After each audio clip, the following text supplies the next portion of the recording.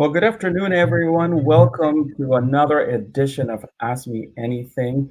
Bienvenidos, queridos amigos y amigas. Una vez más, estamos aquí para hablar entre amigos de tópicos importantes para nuestra salud. Today, we are going to be focusing on mental health, which is a very important topic and one that comes to mind and to everyone's purview during this season. And we have two very special guests. We have Kenneth Bussi, who is one of our behavioral health consultants here at CCI Health and Wellness Services. And he comes from a long training and is bilingual, speaks Spanish and English as well as Italian. Is that correct? And we also have Robin Sperrins. Robin is our Director of Behavioral Health, Integrated Behavioral Health, and has also long lineage in the field. And so we have a lot of questions that have come in through our social media outlets. And so why don't we dig in? Amigos, vamos a empezar. Tenemos muchas preguntas que nos han llegado a través de nuestros outlets, de nuestros portales, de nuestro sistema de social media, y vamos a empezar de una vez. So let's go and dive in with the questions. Well, the first question that came in, it says, holidays make me feel overwhelmed. What are some of the ways that I can deal with the stress? Who would you like to answer that first? So why don't you start, Robin, since I answered in English, and then we'll translate. Yeah. Hi, everybody. Thank you for letting us share this time with you. So yeah, we're going to focus a lot on the holidays because we know sometimes the holidays is not only joyful, and it is a little stressful. And I remember my Thanksgiving and how I was kind of disappointed, a little depressed, and a little upset that I wasn't going to be spending it with my family. And I know a lot of us are experiencing that with COVID, family separation. We can't get together, and it might be because we've lost folks and from death, or we just cannot see them. That's also grief and loss.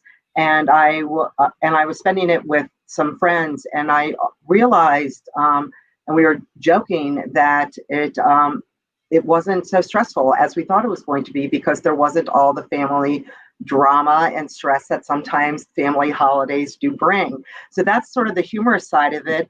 But yes, it is very stressful, and it is going to be unique this year. And I think we need to just recognize that and own that we have to look at it very differently, and how we can approach that, and that everybody's feeling it at this time, and that we need to prepare for that to happen this year. And how can we make it not only a little bit joyful, because we can make the holidays joyful and unique, and maybe get together with our loved ones, friends, and just acknowledge that it's going to be different and reduce the stress, and what can we do together. So it is something that everybody's being impacted on.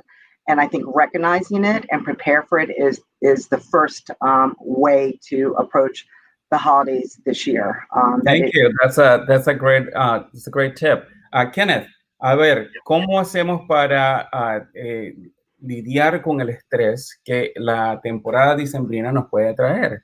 ¿Qué tips nos puedes dar para aliviar un poco ese estrés que nos causa esta temporada? Yo diría fundamentalmente que es importante tratar de mantener algunos parámetros que nosotros tenemos normalmente, que son horarios para dormir, procurar comer en modo sano y en modo equilibrado, plantearse expectativas razonables, porque muchas veces la gente tiene esta expectativa que el espíritu de la fiesta será de felicidad, unión con la gente que queremos, pero en este momento, sobre todo porque estamos atravesando el tema del COVID-19, tenemos justamente que hacer cuentas con esta nueva realidad, y tenemos que considerar los elementos de preocupación y de ansia por la salud de los demás. Y creo que todo depende, hay que plantearlo de acuerdo a la realidad y las circunstancias que cada uno está viviendo. Otra cosa importante es respetarse a sí mismos y aprender a decir que no. si alguien se siente agobiado por los compromisos o invitaciones, o lo que los demás puedan esperar de ti. I think that's great. I mean, Robin was saying, get together with folks, but I think it's also important what Kenneth just said, that we have to reset the expectations, right? We are always trying to make the best out of everything, but sometimes we have to be able to say, this time might not be that time. And so we embrace it and lower the expectations or set them at a level that is more according to what we have. But just following up on that little tidbit, there's a question in the chat that says, is it wrong to decline family gatherings during the holidays? Absolutely not. I think that what everybody has experienced this year is their own personal comfort zone, and to respect everybody's viewpoint of what they need to do to feel safe and secure during these very unique times. And I hope that is something that everybody's had conversations with, not only their family, but their friends and just their close personal circles. And if you're anybody that's in healthcare, this is more important than ever, that we have to make sure that we are staying safe and we're not putting ourselves at risk. And also, we have government mandates, so we can decline and we can say no, but we can also throw out other options on how you can still stay connected to your family, whether it's through a phone call or a video chat or something. So you can say no, but you can also say, I still want to see you and I still want to connect with you. What are the other options that we can explore? That's great. Kenneth, la verdad, ¿no? Que hay que, si tenemos que decir que no, se tiene que decir que no y la gente nos entenderá. Sí, y hay que tener la capacidad también de pedir ayuda y delegar algunas cosas que muchas veces los demás esperan de ti que te hagas cargo, y hacer las cosas de modo colaborativo, que todos estén presentes. Creo que es importante también ser honesto con tu familia, con aquellos que son cercanos o amigos a ti, acerca de tu estado de ánimo. Ser capaz de decir cómo te sientes. Si necesitas hablar con un amigo, hazlo. Es bueno siempre verbalizar tus emociones. Trata de mantener una rutina también. No porque sea una jornada especial tienes que alejarte de tus rutinas que son saludables, como hacer deporte o hacer cosas que te producen placer. Creo que es importante también ocuparse de sí mismo. That's a great, absolutely. I love the idea of asking for help, number one. I love the idea of being able to say to somebody, not only do I need help, but I also need to keep up with my routines and stay with my healthy habits. And so if we're saying no to friends, if we're saying no to families to stay healthy and to stay in the right space to be able to be there for the next year, are we okay to be alone? What are some of the things that we can do so we don't feel lonely if we're not around the people we love? What are some of the tips that you can give us? Yeah, I mean, I think loneliness can be tricky. It depends if you are an introvert or an extrovert. I mean, introvert people really enjoy being by themselves and being alone, and they're okay with that. I think extrovert people really struggle with that. And I think you have to gauge what being alone would mean for you and how that would affect you. So if you are more on the extroverted side, maybe being alone may be something, as I said before, connecting with people in a different way. It could be that you wanted to participate in a possible religious service online. I've done that myself. I found them very rewarding, and I met some great people in breakout sessions. So it just really makes sure that you're gauging that, and make sure that when you're alone and that you're not isolating and you're falling into more of a clinical depression, because that's the slippery slope of folks that want to be alone. Is it, why do you want to be alone? And that's what you have to do, is take that personal assessment of what is those reasons for wanting to be alone. Mm-hmm. Kenneth, como dice Robin, buscar actividades, bien sea en el internet, donde tú puedas conectarte con otra gente que tengan los intereses parecidos a los tuyos, a lo mejor un servicio religioso, ¿Qué te parece ese tipo de solución para evitar la soledad? Me parece absolutamente necesario planear tiempo para pasar consigo mismo. El hecho de pasar tiempo consigo mismo muchas veces es revitalizante. Como ocupes tu tiempo, puedes salir a caminar, salir al jardín, prepararse un té, salir en bicicleta, pero encontrar un momento en el cual te conectas con aquello que te es necesario. Eso te sirve también en el momento en el cual estás junto a los demás, en el sentido que a lo mejor la carga de ansia existía por vivir esta situación de presencia de todos era compleja. El encontrar fórmulas como para conectarse consigo mismo es muy importante. Y el pasar tiempo consigo mismo, sí, en el modo en el cual cada uno lo considera beneficioso, sí. I love that. I love the idea of connecting with yourself as a way to revitalize your spirits and your energies, and to be able to find the right moment for that. Another question came in through the chat. What are poor coping skills to monitor during this time?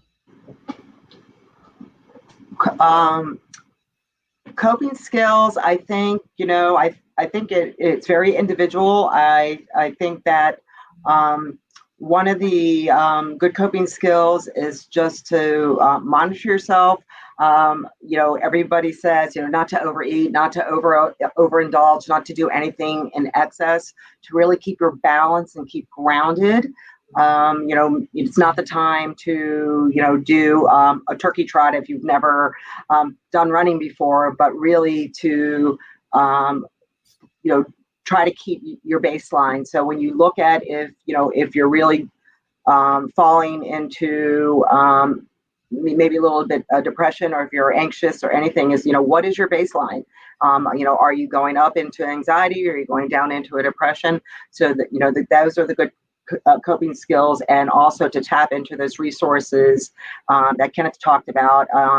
Ask for help, connect with people, pull into those support system that you need, because everybody is going through really what you're going through too, and everybody wants that added support. So reach out, and people will reach back out to you. Kenneth, ¿cuáles son los hábitos malos que la gente puede adoptar para tratar de aliviar los malos sentimientos de soledad que puede tener durante esta temporada? Bueno, entre aquellos que son más comunes son cualquier forma de adicción, y sobre todo aquellas personas que recurren al alcohol o a las drogas como un modo de crear una realidad alternativa, aquello que a lo mejor tienen dificultades a conectar. Esos son todos elementos negativos porque te distorsionan de la presencia de los demás y no logras comunicar en modo efectivo y no te conectas, en definitiva. Yo creo que sobre todo las adicciones que están vinculadas al consumo de drogas o alcohol en general, esos son elementos negativos absolutamente. El aislarse, el negarse a estar presente, a compartir. Sí. Es importante también, pues, incalcar a las personas que durante esta época es cuando más tenemos acceso al alcohol, a la comida, a las distracciones que nos pueden llevar a ese sendero. So we're in the middle of the season where alcohol and food is all around us, and so it is pertinent for us to keep aware. I would like to add some of the really good coping skills, because I don't like to dwell on the negative, is to really pull in some of those great family traditions, like cook a meal that reminds you of your family holiday traditions. Decorate your table with some of your, favorite family, maybe dishware or cups, and decorate your house. So those are really good coping skills that remind you of the positive joys joyous holiday times, music, things that really remind you of the happy, joyous occasion so you can have those good memories. Those are really good coping skills. We always want to make sure that we have good balance because we don't want to always focus on the negative part of this holiday season.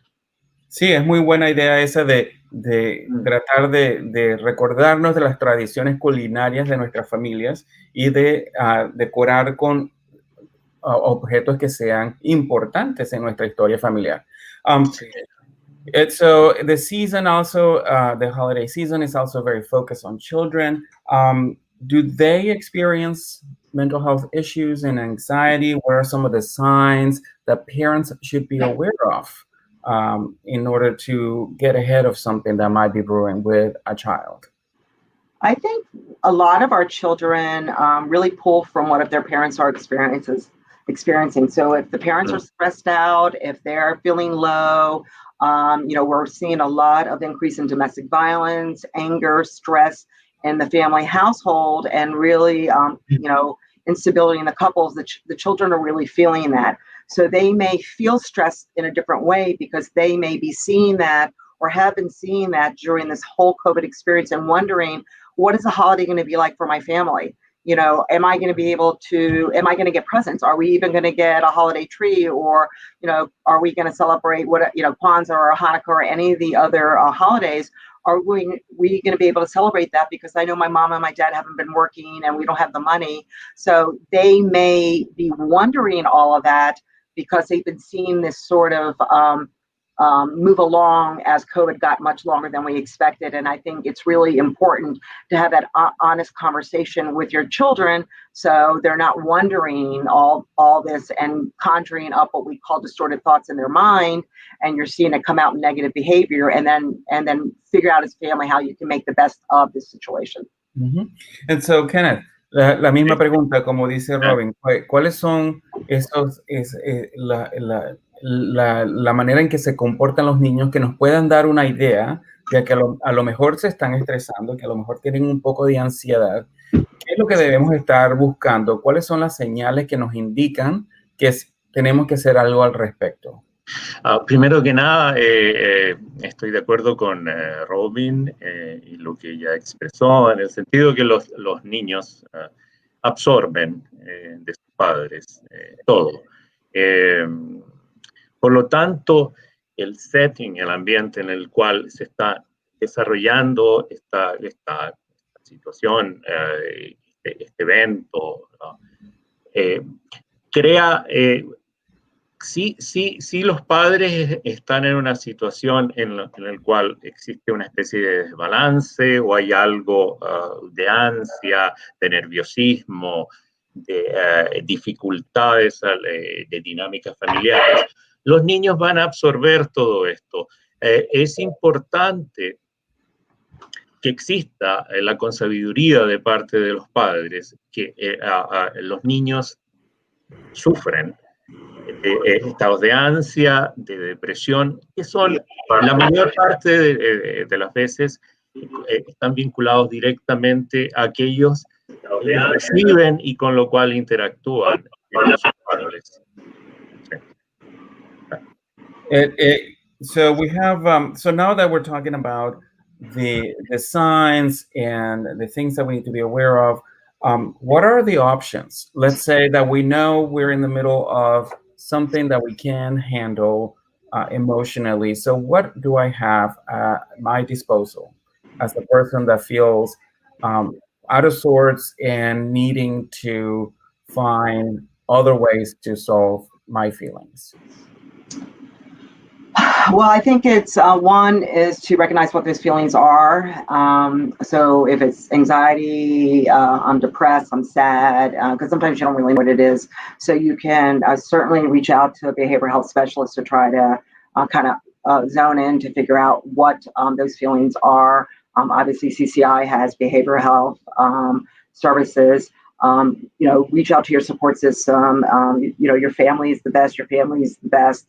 I mean, certainly not to be your therapist, but certainly they know you and they know, if you're not right. And they will probably say, hey, you know what, you're not right. I've never seen you this way. Maybe you need to go talk to somebody. but also to try to really do the best you can to stay connected to folks, because I think that the more you stay disconnected, really it can work more negatively. And I think that there are a lot of things to take into consideration. We have seasonal affective disorder that's going on right now. The onset starts in October. It can last all the way to March. So I think it really has to do with a mixture of maybe getting with your primary care doctor first. That's the first, because maybe they have some options. Knowing yourself when you're a little off, and connecting with your friends and family to see what's going on with them, and kind of normalizing and owning kind of what's going on, and then finding out what the best course of action is for you. Medication isn't always right for everybody. There's some really good supplements that are out there. So I think it's all individual. Kenneth, ¿qué opciones tenemos? Ya sabemos que tenemos un problema en nuestras manos, y ¿cuáles son las opciones? ¿Qué podemos hacer? Yo creo que primero, en este caso es importante que aceptes tus sentimientos. Es bueno tomarte el tiempo para expresar aquello que sientes. No puedes forzarte a estar feliz. Busca apoyo. Buscar apoyo es importante, no mantenerse aislado. Puede ser en la comunidad, puede ser elementos religiosos. Es aquello con lo cual uno se conecta mejor. Hay sitios de redes sociales de ayuda, de eventos virtuales. Puedes hablar con un amigo, un familiar. Hacer voluntariado también es importante, creo. Es un modo para conocer nuevas personas, encontrar un propósito, sobre todo en estas ocasiones. Considerar llevar una comida, ayudar a alguien en algún modo, es una gran manera de encontrar significado a las fiestas, creo, fundamentalmente. Ser realista también. Este periodo no tiene por qué ser perfecto, hay que aceptar. Creo que es un buen momento también para entrar justamente en una óptica de trabajar sobre el que significa aceptar, sobre todo por las condiciones que estamos viviendo actualmente.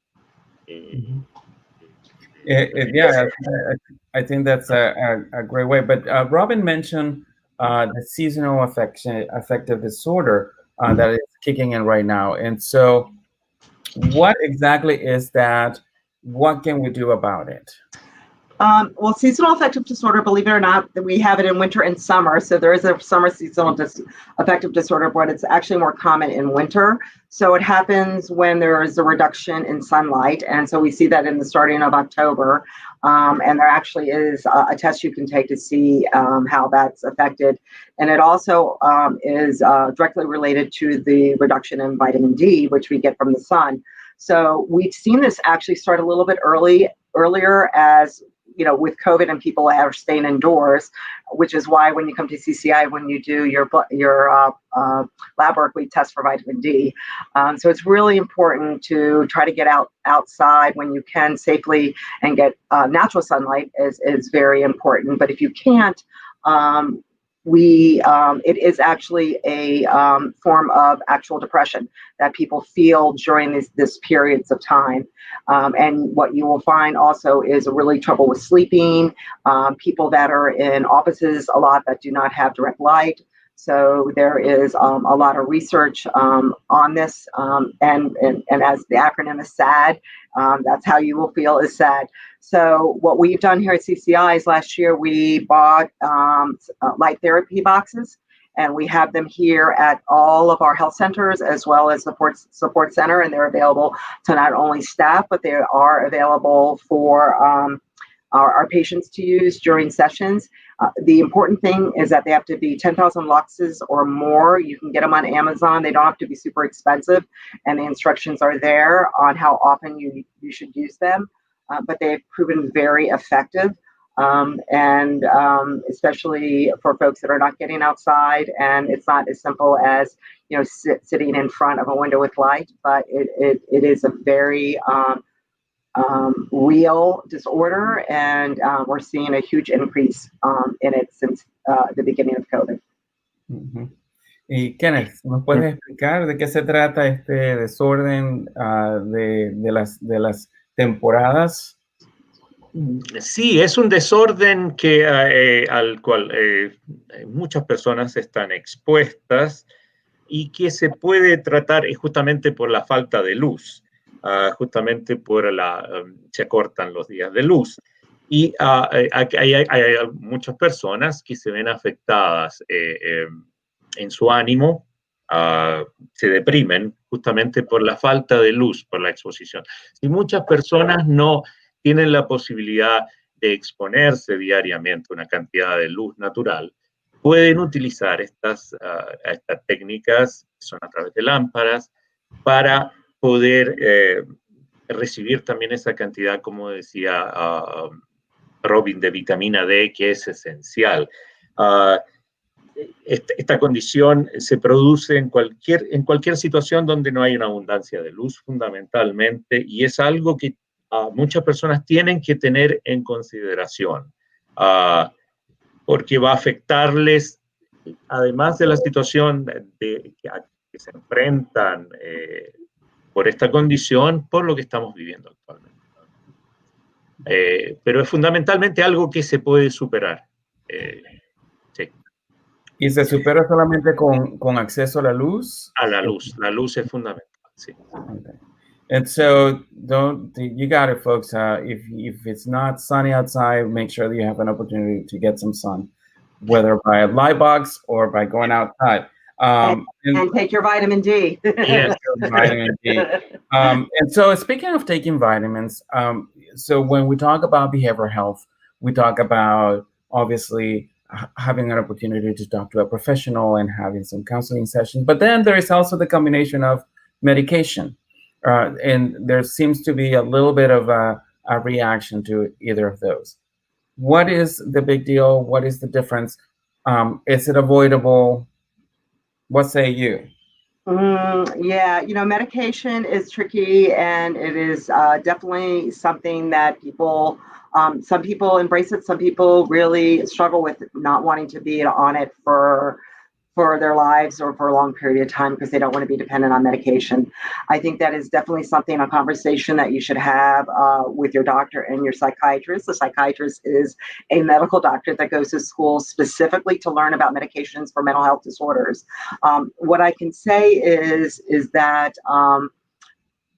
people that have a genetic predisposition to some of our mental health disorders, such as depression, bipolar, maybe schizophrenic, schizoaffective. These have long genetic components where you see that there's a long history in families, even actually postpartum depression too, probably would do better on medication because you know that there's a genetic link and it's a predisposition, as opposed to somebody that had an event in their life that it will eventually pass, such as loss of somebody in grief.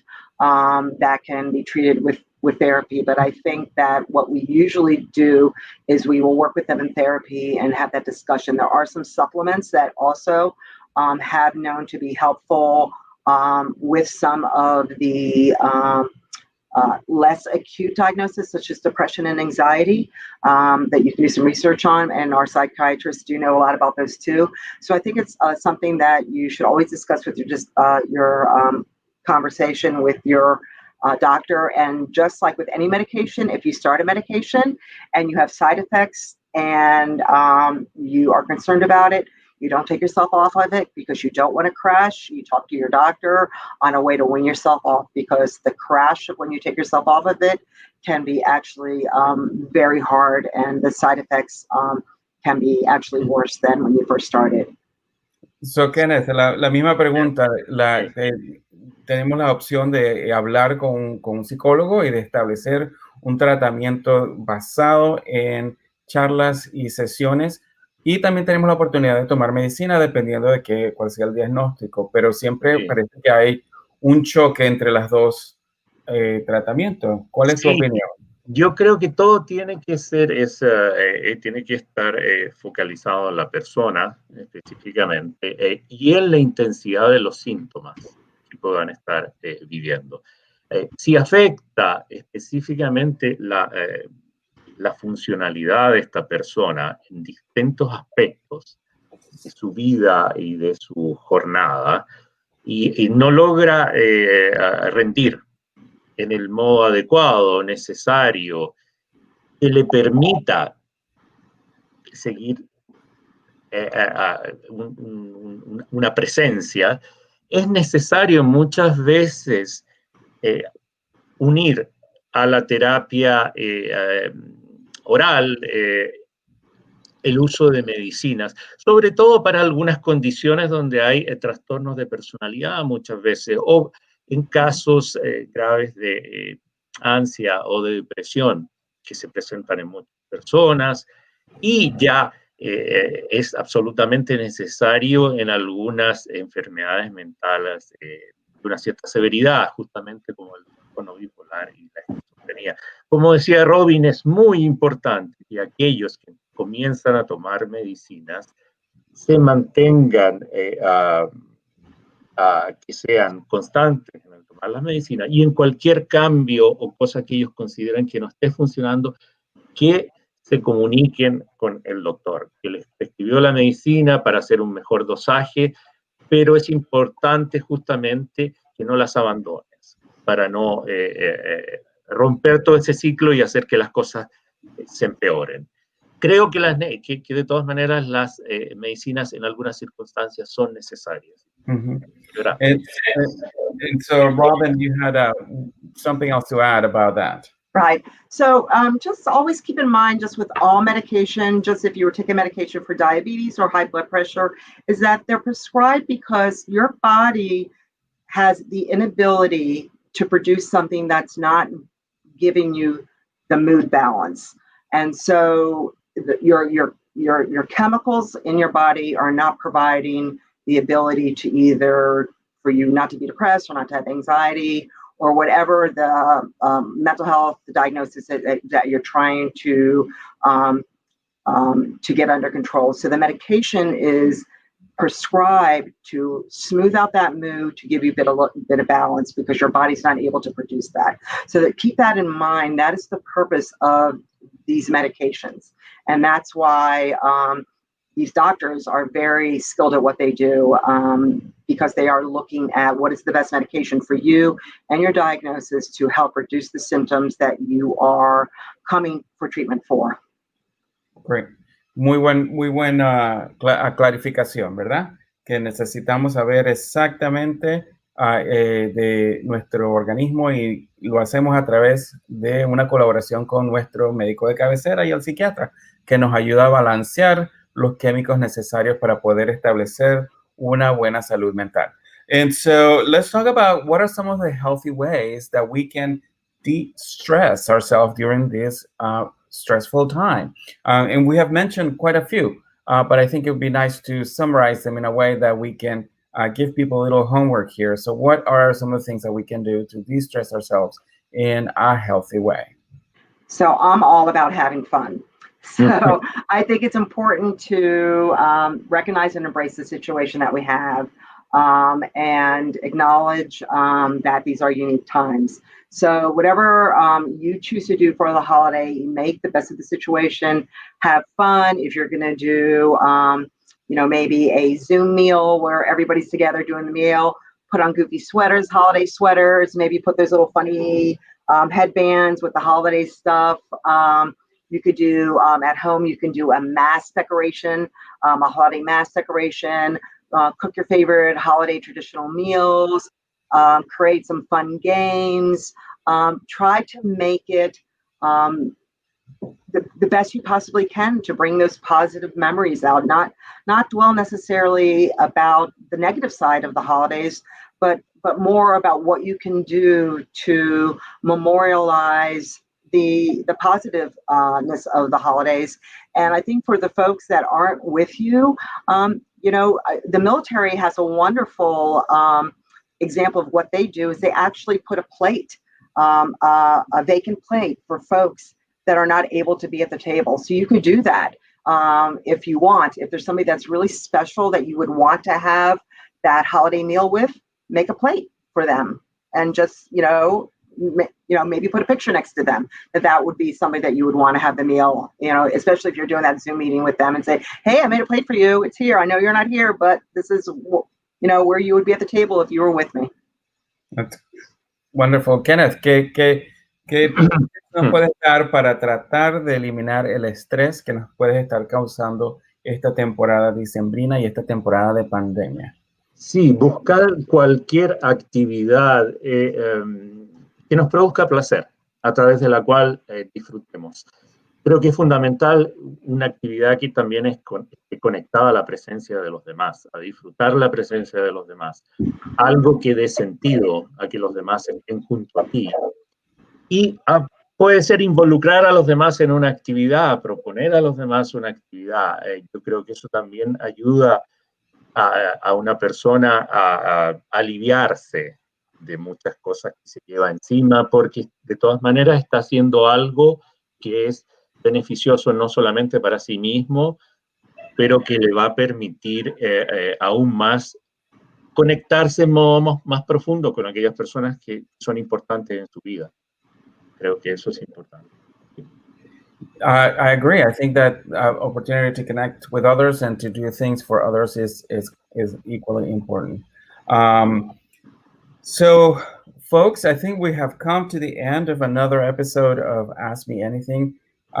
Thank you so much, Robin. Thank you so much, Kenneth, for taking the time to answer the questions from our friends out there. And todos ustedes que nos están viendo, muchísimas gracias por estar en sintonía. Les damos las gracias a Robin y a Kenneth. Ellos están disponibles para verlos. Ellos son ambos psicoterapistas que los pueden ver en las oficinas de CCI en Tacoma Park. Kenneth está en Tacoma Park y Robin está en Silver Spring. Si ustedes nos llaman, con muchísimo gusto les podemos dar una cita para que puedan hablar con ellos sobre cualquier tópico que necesiten. So they are your happy holidays, everybody. So stay tuned. We'll be back with another edition of Ask Me Anything in the near future, and we hope that you remain safe and strong. Entre amigos, nos vemos pronto. Gracias. Gracias. Bye-bye. Bye.